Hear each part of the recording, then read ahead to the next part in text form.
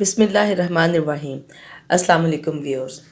आज जो मैं आपके लिए बनाने जा रही हूँ ये तुखम मलंगा या तुख मलंगा जिसे कहते हैं, उसके ज़रिए 3 मशरूब मैं बना रही हूँ। एक कैरी का शरबत होगा, एक स्कंजबी जिसे या लेमन जूस कहते हैं या लेमन का शरबत, और तीसरा मैं इसके साथ रूह अफ़ज़ा और दूध का मिल्क शेक बनाने जा रही हूँ। सबसे मैं पहले जो बनाएंगे हम वो कैरी का शरबत होगा। तो कैरी का शरबत बनाने के लिए मैंने यहाँ पर 4 कैरियाँ मुझे ये बनी। ये तकरीबन 125 ग्राम, सॉरी 1 पाव ये केरी थी, जिसके ऊपर ये 4 केरियाँ थी इसके लिए। और इसका जो पल्प है, जब ये निकल जाएगा, छिलका उतर जाएगा और इसकी जो गुठली निकल जाएगी, तो ये तकरीबन 125 ग्राम जो था ऑलमोस्ट, या इसके लगभग मेरे पास ये जो फ्रेश इसका निकला रो मैंगो का, वो मेरे पास आ गया। इसको मैंने बारीक बारीक काट लेना है। काटने के बाद जो है, जो चीज़ें मज़ीद हमें चाहिए होंगी वो हम नोट कर लेते हैं। तो काला नमक मैं इस्तेमाल करूँगी 1 टीस्पून। अच्छा, ये मैं आपको 2 गिलास के मेजरमेंट दूंगी। चीनी जो है जी 4 टेबल स्पून हम इस्तेमाल कर रहे हैं, और इसके अलावा जो है थोड़ी सी इलायची है, बिल्कुल थोड़ी सी, यानी ½ टीस्पून के करीब इलायची पाउडर इस्तेमाल किया है, और 2 टेबल स्पून तुख मलंगा जो है वो इस्तेमाल होगा। ये तुख मलंगा जो थी ये मैंने पानी के अंदर भिगोई हुई है। 2-3 घंटे भिगोने के बाद ये जो है तैयार हो जाती हैं इस्तेमाल करने के लिए। और उसके बाद जो पल्प हमारा निकला उसके अंदर से वो 125 ग्राम के करीब है। सबसे पहले हम ऐसा करते हैं कि जो कैरी का हमने कटिंग की है उसको हम एक पैन में डालते हैं, और उसके साथ जो है मैं उसके अंदर तकरीबन 2 गिलास पानी ऐड कर रही हूँ, जिसके अंदर इन्होंने कुक भी होना है और फिर थोड़ा सा पानी साथ में रह भी जाएगा। क्योंकि ये कच्चा आम होता है तो इस वजह से इसको थोड़ा सा कुकिंग के बगैर हम नहीं इस्तेमाल कर सकते, और फिर कुकिंग के लिए भी थोड़ा सा पानी रिक्वायर्ड होता है। हमारा जी पल्प गल गया है। अब पल्प को जो है ग्राइंडर में ऐड कर रही हूँ मैं।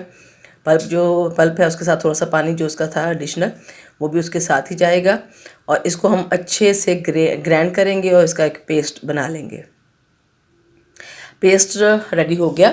अब जो है मैं इसको करूँगी अपना स्ट्रेन कर लेंगे, स्ट्रेनर में से कर लेंगे सारा छान कर, ताकि उसके अंदर कोई लंप है तो वो निकल जाएगा। तो वैसे नहीं निकला था, वेरी स्मूथ पेस्ट रेडी हुई थी। तो ये हमारे पास जी पल्प का सारा तैयार हो गया, गोदा उसका आ गया। अब हम इसको दोबारा पैन में डालेंगे ताकि हम इसके अंदर शक्कर को ऐड कर लें, और दूसरा ये कि थोड़ा सा ये थिक फॉर्म में हमारे पास आ जाए। तो थोड़ा सा से मुराद ये कि 5 से 7 मिनट हमें इसे और कुकिंग करना पड़ेगी। ये शुगर है जनाब, ये ऐड करनी है हमने इसके अंदर।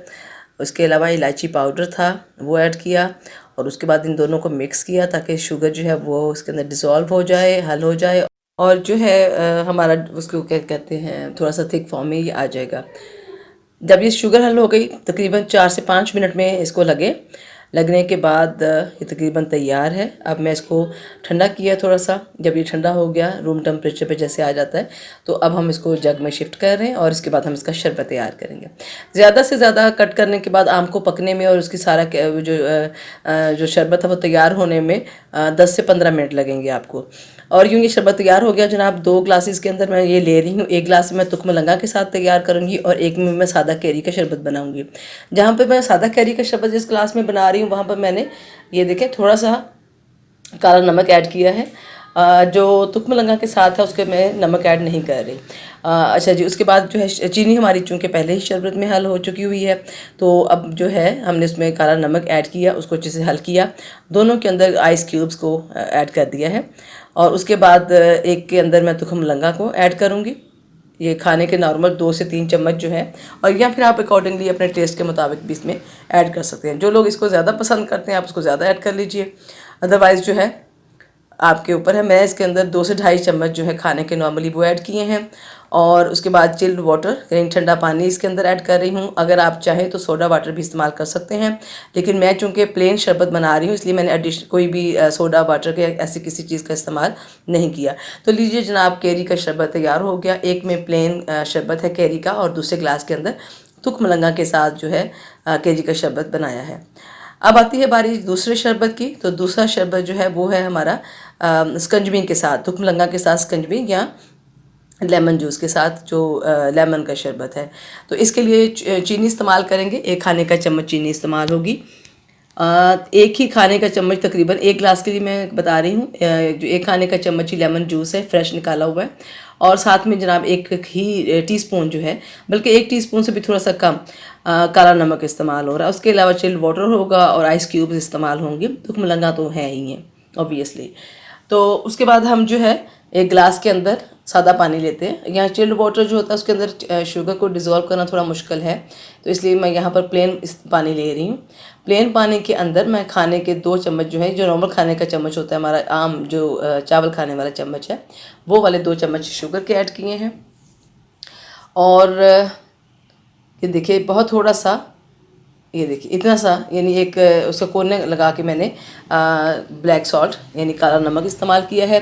दोनों को अच्छी तरह से मिक्स कर लिया। मिक्स होने के बाद उसमें लेमन जूस को ऐड किया। लेमन जूस ऐड करने के बाद हम उसके अंदर आइस क्यूब्स को या बर्फ़ को ऐड करेंगे और फाइनली हम इसके अंदर मज़ीद पानी को और दुख मलंगा को ऐड कर देंगे।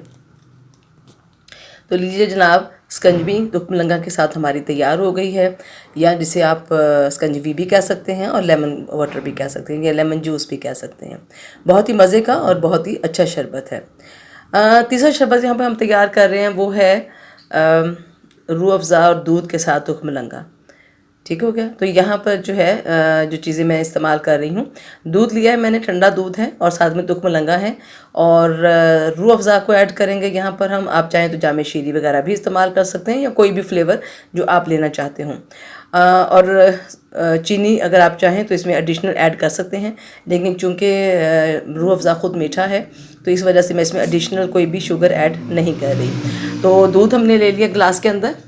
उसके बाद हम इसके अंदर चाय के 2 चम्मच जो हैं वो मैं इसके अंदर रूह अफ़ज़ा को ऐड कर रही हूँ। और उसके बाद हम रूह अफ़ज़ा को अच्छी तरह से इसके अंदर डिज़ोल्व कर लेंगे। करने के बाद तुख मलंगा से जो हैं उसकी मैं यहाँ पर उसको डाल देंगे उसके अंदर। और यहाँ पर अगेन आपकी अपनी मर्ज़ी है यहाँ पर कि आप कितना पीना चाहते हैं।